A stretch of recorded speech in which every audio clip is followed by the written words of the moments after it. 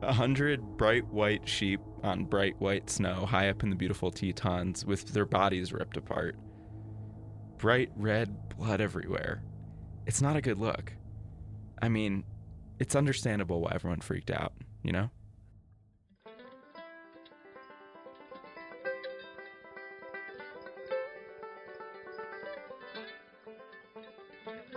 Welcome back to Yonder Lies. I'm Hannah Haberman. And I'm Jesse Bryant. Today we'll be discussing mountain goat management in Grand Teton National Park.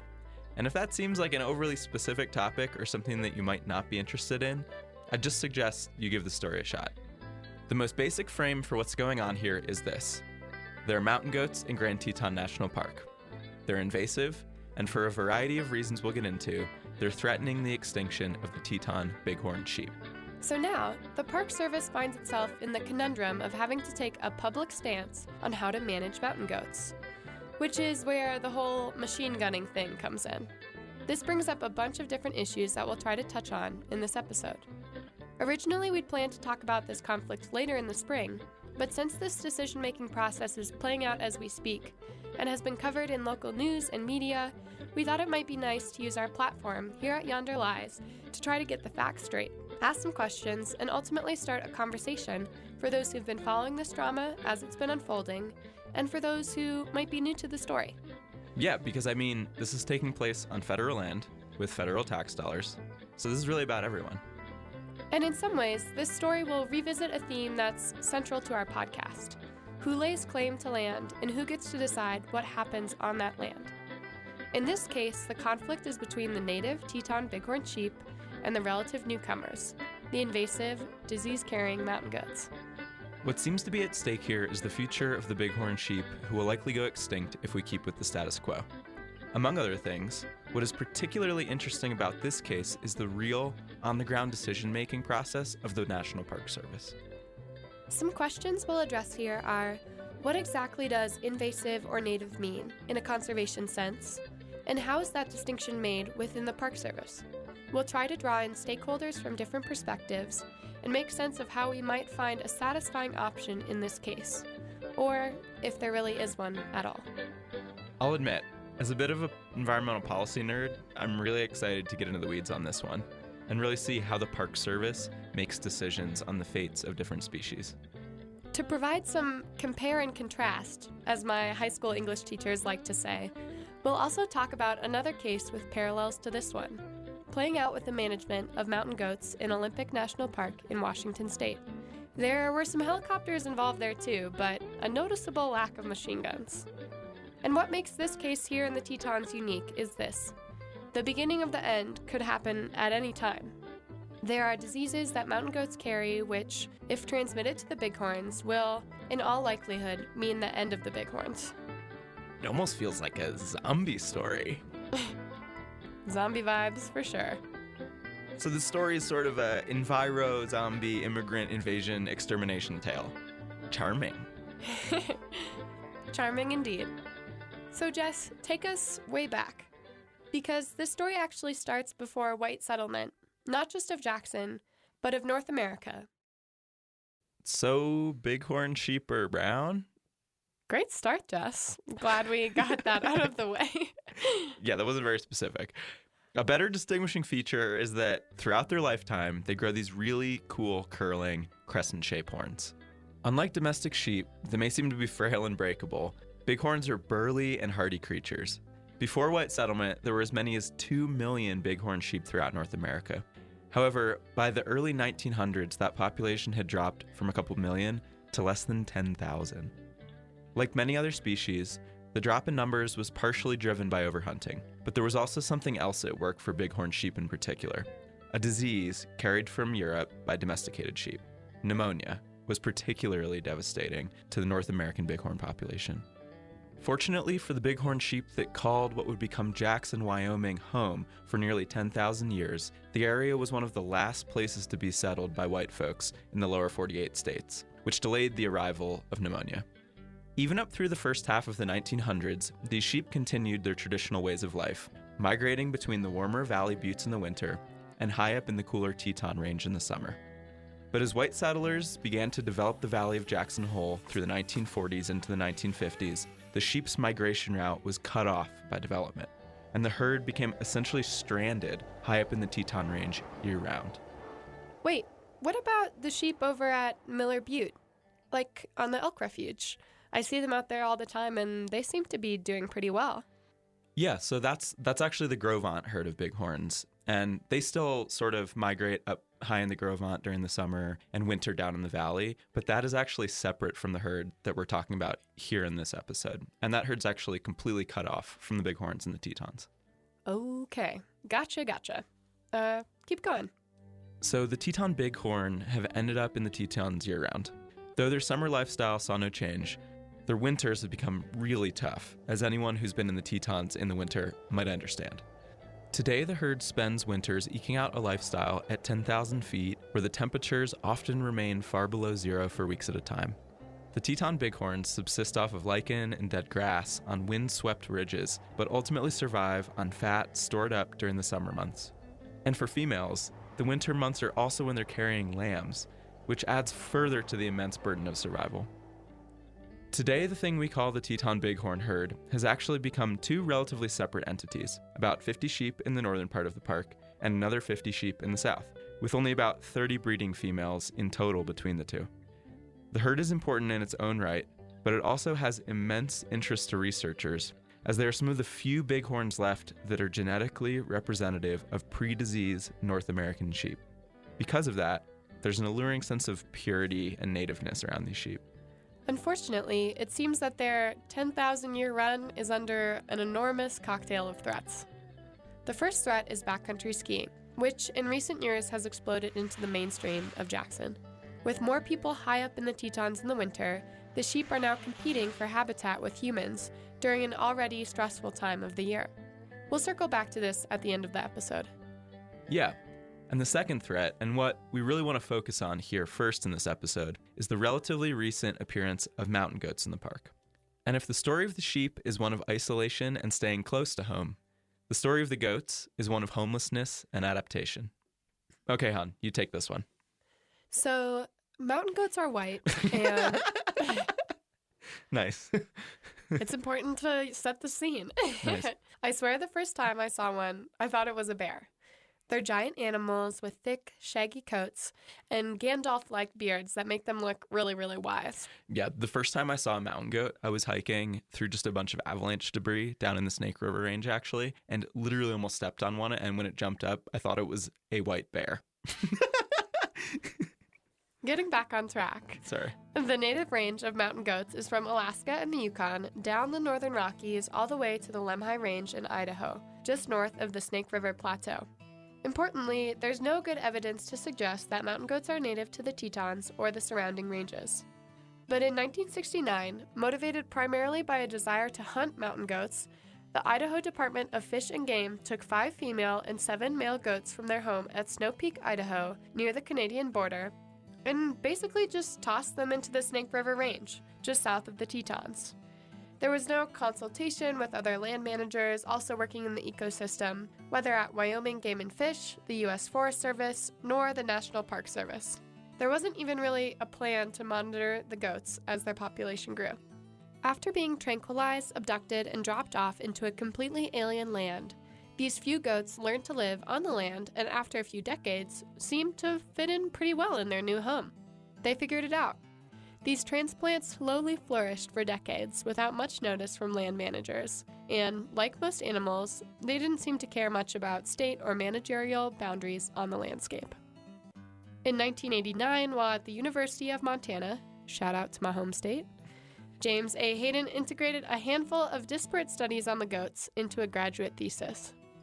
After more than 100 pages of data, Hayden transitioned into a section of management recommendations, and in it, as if prophetically, Hayden again in the 1980s wrote this, quote, "The population of goats in the Snake River Range should be kept below 125.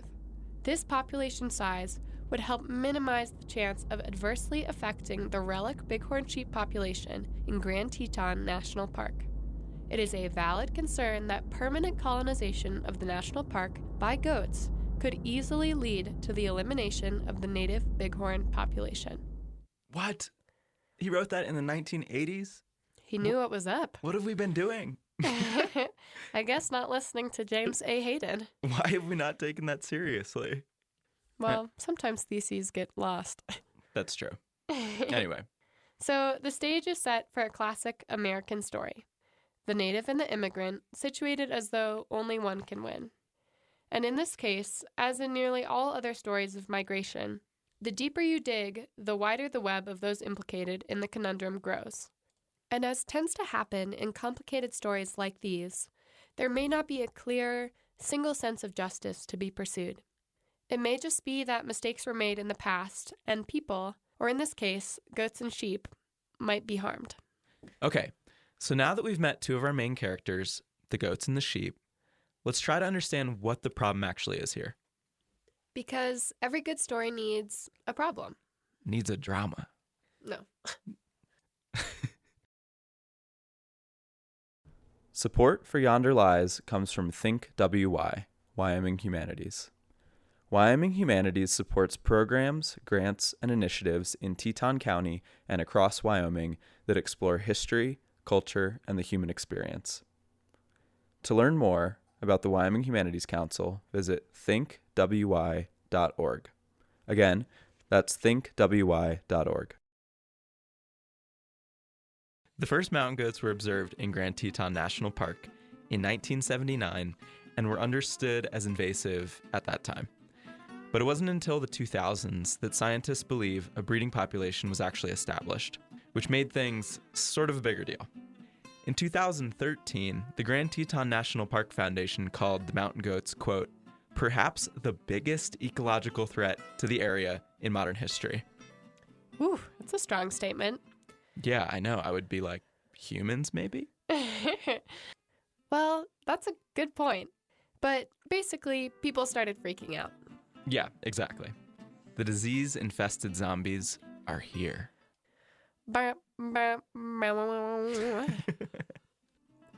And where there's a problem, there's often research to figure out what's going on and, hopefully, how to solve it.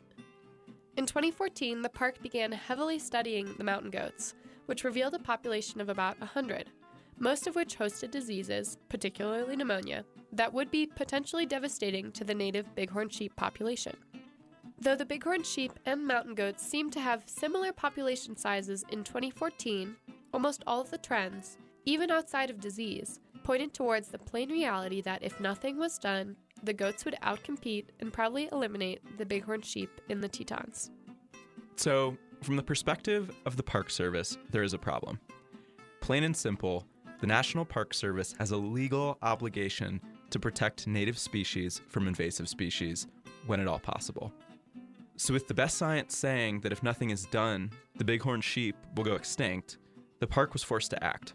And not only that, the park was forced to act urgently because, remember, any day that disease could jump from the goats to the sheep. So what was their response? In 2018, Grand Teton National Park released its mountain goat management plan and the accompanying environmental assessment. The goal of it was removing, quote, the mountain goat population as quickly as possible to minimize impacts to native species, ecological communities, and visitors. Jess, for people who might not know, what is an environmental assessment? Sure. An environmental assessment is part of something called NEPA, the National Environmental Policy Act. And so what NEPA says is that if you're receiving funding from the federal government to do any sort of project, whether a mountain goat management plan or building a bridge, you have to go through this procedural law that forces you to outline the potential environmental impacts of the project. And these assessments, are they private, behind doors, or does anyone have access to them? So once you've finished your environmental assessment, whether you're a construction company or the National Park Service, you then have to present that environmental assessment to the public, and there has to be a mandatory comment period where people can submit comments, whether on behalf of organizations or as individuals.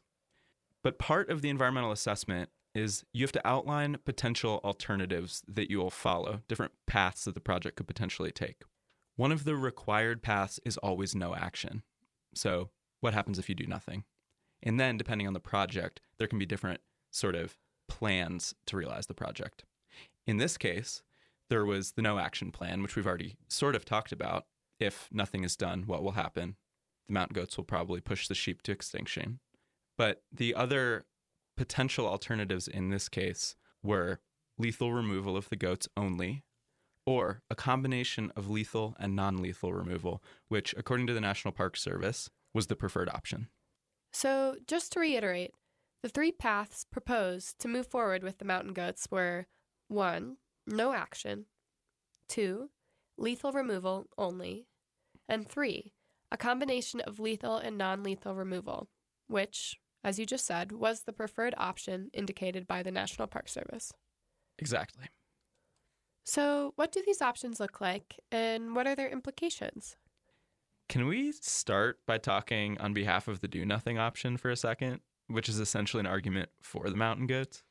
Sounds good. Let's go for it. Okay, so one way to see this situation is that, frankly, the goats are just out competing the sheep. For those who believe in some sort of pure Darwinian sense of nature, the do-nothing option may feel the more just option, as it's just letting nature play itself out the way it would anyway. And then there's also the question of money. Like, who is paying for the resolution of this species dispute? Who's fronting the bill for a problem that some state employees in Idaho created? Well, the American taxpayer is. Is that right? And then there's also just a compelling story of justice for the goats themselves, right? These are creatures that were abducted from their homelands by humans and tossed into an alien landscape.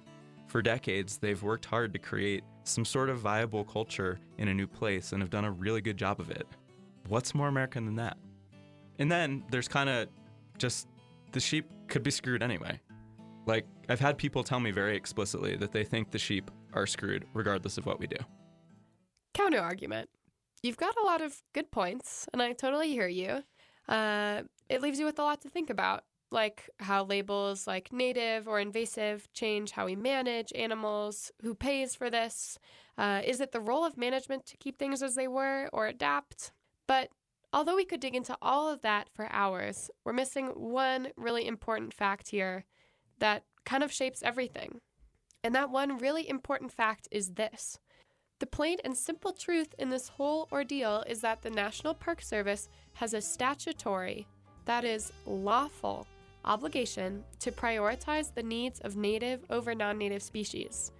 To say it again, the National Park Service is required by law to prioritize bighorn sheep over mountain goats, because bighorn sheep are understood as native and mountain goats aren't. Section 444 of the National Park Service Management Policy states that, quote, non-native species will not be allowed to displace native species if this displacement can be prevented. There's long been an orientation in conservation towards nativeness in terms of management, especially when it relates to preserving broader ecosystem health. If a creature is labeled invasive, that's essentially a policy death sentence. Yeah, but I don't know, what does that actually mean anything? What does that mean? How do we label something as invasive? Does that even matter? I mean, it's a good point, and we could probably talk for hours about the linguistics of it, but in a lot of cases, this management has been for a really good reason. Invasive species can be ecologically and economically devastating. Invasive cane toads in Australia grew from a population of 100 in 1935 to 1.5 billion by 2010. People familiar with the American West might know about zebra mussels, which have proven to be problematic for aquatic ecosystems and boaters alike, or the notorious pine beetle, which has destroyed massive amounts of forest land throughout the West. And because of these environmental horror stories, many land management agencies have codified ecological commitments against invasive species into law. So that doesn't seem to bode too well for the goats. You're right. And just to summarize, in case you're getting a little lost in all of these points, the National Park Service doesn't actually have much leeway on the matter of management. They have a statutory obligation to do anything they can to keep the native bighorn sheep alive, basically at any cost. And that reality means option one, no management, no action, isn't really an option at all. which leaves us with option 2 and option 3. Lethal removal only, or a combination of lethal and non-lethal removal of mountain goats. Support for Yonder Lies comes from wildlife expeditions of Teton Science Schools. For over 20 years, Wildlife Expeditions has been leading educational wildlife tours in Jackson Hole, Grand Teton, and Yellowstone National Parks. To see wildlife and support education, visit wildlifeexpeditions.org. The park ultimately went with option 3, lethal and non-lethal removal of goats, which in September 2019 was given the go-ahead by the Council on Environmental Quality, who reviews NEPA assessments. Originally, option 3 called for beginning with non-lethal removal of about 25% of the more than 100 goats before beginning lethal tactics. But why? Why non-lethal first? Well, the idea was that non-lethal removal would be easier when the goats didn't already have sort of a negative association with the helicopters that would be used in their capture. As the goats learned to avoid the helicopters, the logic went, they would have to then revert to the lethal methods of removal. Which, to me, begs the question, why wouldn't they just take all of them out non-lethally? It's funny that there was never a non-lethal only removal option. Did they do something like this in Olympic National Park, like last year? I remember seeing pictures of tranquilized mountain goats, like dangling from helicopters. Your memory serves you correctly. Those pictures are pretty goofy. I would recommend people check it out. But what happened in Washington was like this. Like Grand Teton, mountain goats were introduced to what would become Olympic National Park way back in the 1920s. Although it was understood that the mountain goats were not native to the Olympic Peninsula, they hung out there for quite some time, their population reaching over 1,000 at some points. But in 2010, a tragic human-goat interaction served as the catalyst for mountain goat relocation. A hiker was gored and killed by a mountain goat in 2010 in Olympic National Park, throwing a match on the conversation about the goat's place in the park. The Olympics lack a natural source for the salts that goats crave, so goats have learned to find salt from people, especially sweaty hikers. And sometimes getting that salt can, unfortunately, get a little aggressive. Hence the problem, and therefore a need for a solution. In 2018, Olympic National Park went through a similar process as Grand Teton. They released a management plan and an environmental impact statement, but their plan largely focused on relocating the mountain goats to the North Cascade Mountains, where mountain goats are native. Over 5 years, the plan hopes to relocate as many of the 700 mountain goats as possible. After 2 years, they've moved 275 goats to the Cascades so far, with an additional 51 goats removed, who were either relocated to zoos, euthanized, or died during capture or transfer. Although they hope to relocate as many goats as possible, their plan does also include lethal removal once transfer becomes impractical due to cost or terrain constraints. It's been messy and far from perfect, and notably, it's also not been cheap. 2019's removal efforts cost an estimated $480,000, which puts the last 2 years somewhere right around $1 million. And I'd imagine here in the Tetons, it would be at least that much money. And there are a handful of other reasons, too, why non-lethal removal of goats is just a little trickier here in Jackson. The first thing is where they live. I've seen folks online calling for tranquilization of the goats and removal, but the problem with that is in the Tetons, these goats literally live on the side of cliffs, and if tranquilized, they often fall to their death anyway. The other thing is that flying helicopters in the part of the Tetons where these goats live is a total nightmare. The winds are always pouring over the range, and the weather can change really, really fast. It's just plainly more difficult. Looking at these two cases side by side does help illuminate why an emphasis on lethal removal here in the Tetons is, frankly, the more straightforward option, even if it doesn't feel so straightforward ethically. So let's go over a quick timeline of what's happened here over the last year and where we're at today. First, there's already been hunting. Normally, Wyoming law limits a hunter to only one mountain goat license in a lifetime. But last May, Wyoming Game and Fish opened up new hunting areas in the Absarokas and the Tetons, west of the national park, but not in the national park. They also initiated a new hunting license type, which opened up 48 more mountain goat licenses. Of the 48 tags, 22 were harvested by hunters this fall, in 2019. But those hunting efforts didn't quite do as much as hoped for. So in early January of this year, 2020, Grand Teton National Park announced that it had hired flight contractor Baker Aircraft to help begin the imminent lethal removal of mountain goats from the park. The section of the park where the goats lived would be closed to allow the machine gun-mounted helicopter space to kill as many mountain goats as possible without, ideally, killing skiers too. Seems like a smart move. Yeah. The annihilated carcasses, the park noted, would be at least left on the land to provide ecological and biological benefits. And to be honest, I can't think of worse optics. 100 bright white sheep on bright white snow high up in the beautiful Tetons with their bodies ripped apart.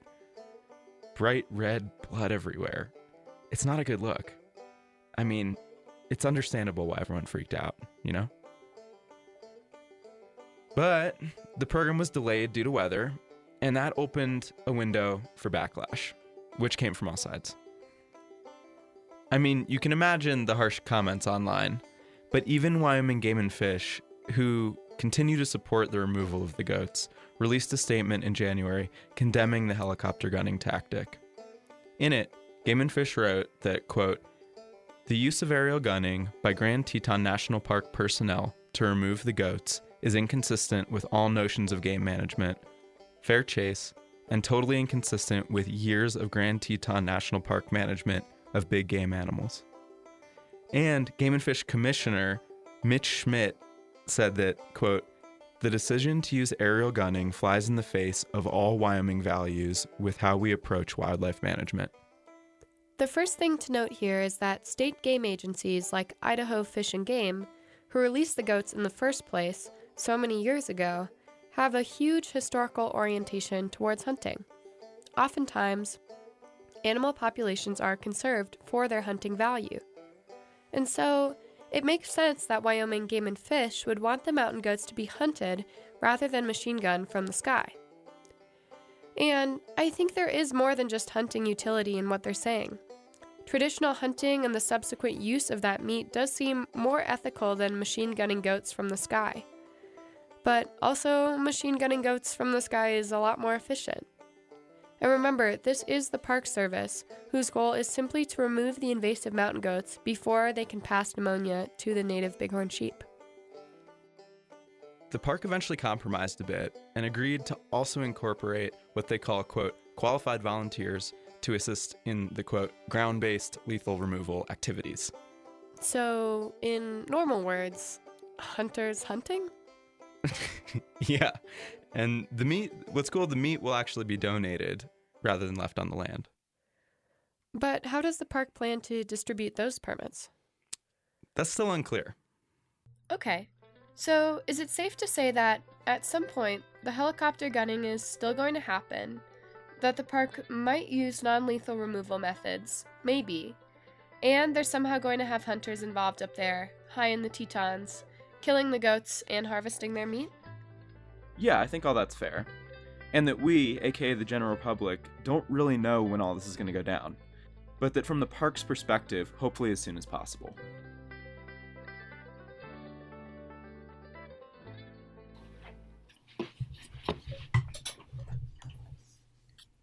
What?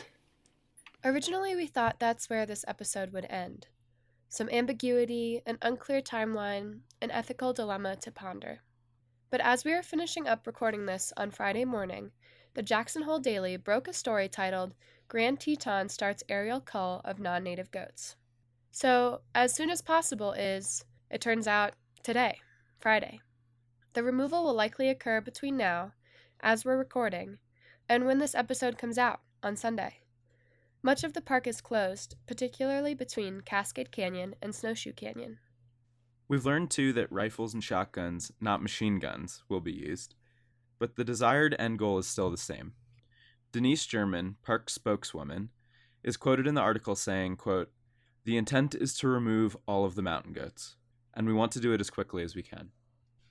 Carcass recovery is unlikely, but if they are able to remove any, they'll be sent to Utah State University to study the health and condition of the mountain goats. What the article doesn't say is how lethal ground-based removal, aka hunting, will be incorporated. It also doesn't say anything about non-lethal removal attempts at capture. I suspect, honestly, that the park will actually at some point integrate hunting into this picture, but I am suspicious about any non-lethal removal ever happening. Yeah, it's really hard to say. For me, it feels kind of surreal to have spent the last few weeks researching about this, and then at the last minute to find out there's just helicopters out there as we're recording this. It feels a lot more real. So, where does all of this leave us? What can we take away? I think for me the first thing to note here, going way back to the beginning, is that land management has actually changed a lot since the 60s. Today you can't do what Idaho Fish and Game did and get away with it, just like throwing random animals into new environments. Another big takeaway for me is this conversation about native versus non-native species, and how these different designations are managed. What obligation do we have now to relocate non-native species, particularly when the species were moved for hunting, for human needs, in the first place? It leaves me thinking, at what point do we value the health and well-being of one species over another? How much does that depend on a species' relationship to broader ecosystem health? And how do we weigh human and non-human interactions in those decisions? For me, there's also the lingering question of, okay, say the mountain goats are eradicated, perhaps even before we release this episode. The sheep still have problems. There's still a fortress of homes smack in the middle of their traditional migration route. And those homes aren't going anywhere, and even if they did, evidence suggests that it takes about 100 years for migration routes to be relearned. Also, there's the question of backcountry skiing, which every year seems to push the sheep higher and higher into the range. The Backcountry Alliance is a new group that is formed to try to get skiers to self-regulate in this regard. So, if people are interested in skiing responsibly in the Tetons, we suggest you check out their work. It's also worth pointing out that there have been a lot of people working on this issue for decades. Steve Kilpatrick and the folks at Wyoming Wild Sheep Foundation have been advocating for the Teton Bighorns forever.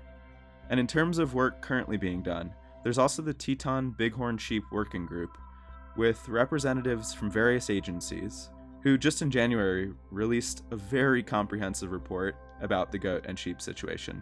If you want to learn more, we suggest you check out this report. I'm left with two conflicting ideas in my head. On one hand, it seems in the common interest that the sheep are protected from the goats. But on the other hand, the most realistic way of doing so, the aerial gunning, feels nasty and unethical. But I guess that's sometimes how it goes, right? I guess. It's just that decisions made in the past that seemed like good ideas oftentimes can put people in the future in these sort of lose-lose ethical situations. And if you think about it, with our planet changing so rapidly, and with our global inability to plan for the future, maybe this case is a bit of a preview of what is to come with a ton of environmental conversations, putting future humans in morally compromising situations. Yeah. In this case, there isn't really a morally satisfying end, is there? Literally, as we record this, goats are getting gunned down in the park. It's weird.